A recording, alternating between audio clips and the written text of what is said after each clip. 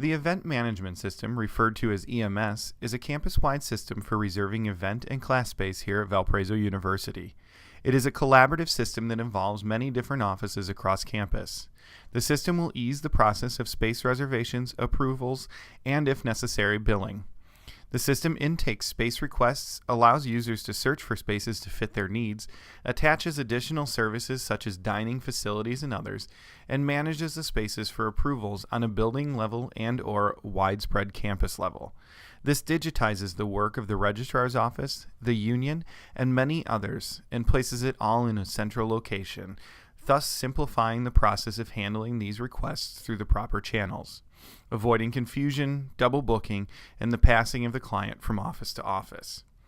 This training video will focus on the larger system overview for administrators and managers that will work directly in the EMS to reserve event space, approve requests, and manage communication among departments.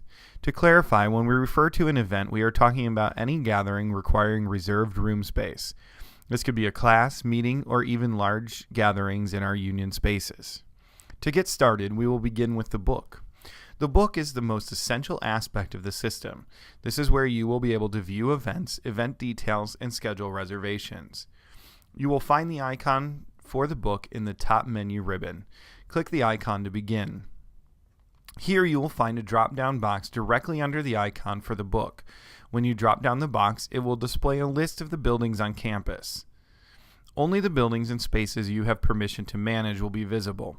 Select the building where the event will be held. From there, it will display the possible rooms that can be reserved for the event below. Each room will be listed on the left margin with the name of the room and the capacity. The time will be listed along the top margin. To the right of each room name, there will be a row that corresponds with the room and time.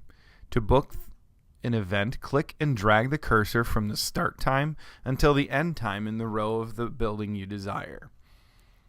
A new window will appear showing the date and time you have picked for the event. In the bottom right of the wizard will be a drop-down box that says Status. Drop the list down and select the status of the event, then click Next. The next screen will ask you for the event name and contact information. Give the event name, then choose the event type and source in the event section of the page. Under the Group and Contact section, select the group from the drop-down box. The drop-down box next to the first and second contact will now have everybody in that group to pick from. If your email and phone number do not appear, you may manually add them into the correct text boxes. If you have a temporary contact, do not use the drop-down box and manually enter the information in the text boxes that correspond with the contact. If the contact is a temporary user but is a recurring user, you can add them to a group by clicking on the icon next to the first contact drop-down box and filling out the information in the wizard. Afterwards, they will be a user in that group. This would be for recurring incidences. If you have a one-time person, you would add them as a temporary contact. Lastly, go under the User Defined Fields tab at the bottom of the screen. Double-click on the Is Catering Needed field, select Yes or No or Unsure, then click on Finish. After this, you will see a summary of the reservation. When you click on the book, you will now see an orange line where and when you've reserved the appointment for. If you hover over the line, you will see the basic information about the event. Congratulations, you've scheduled your first event.